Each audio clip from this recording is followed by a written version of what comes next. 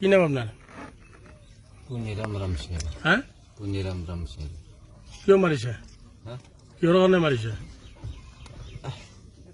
বুঢ়া হৈছি, হাত ভৰি ভাঙছি, বুলবা নৰে চুলবা নৰে, একেবাৰে ডিষ্টাৰ্ব দি থাকে।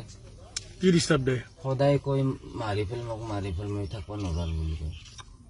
আজি কিহেৰে মাৰিছে? কিহেদি মাৰিলো আৰু মনতে নাই। তল কাটিছে নেকি? হুম? কিহেৰে কাটিছে? কিহেদি কাটলো মোৰ মনত নাই। ক'ত কাটিছে? ডিঙিত।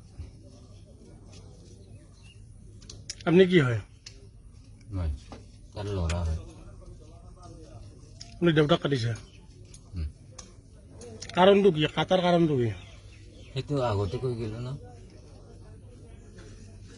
মানে বহুত কষ্ট খাই আছে মানুহজন। সেইকাৰণে মাৰি পেলাইছে। তাৰপিছত সদায় কৈ তাৰমানে মোক মাৰি ফেল মই আৰু ৰহিব নোৱাৰো আৰু। মইতো পাৰিলে নিজে মৰলো হয়, মইতো নৰো এতিয়া উঠি যাবা, উঠবা নৰে তাৰমানে বিছনাৰ পৰা। দেউতাৰ নাম কি?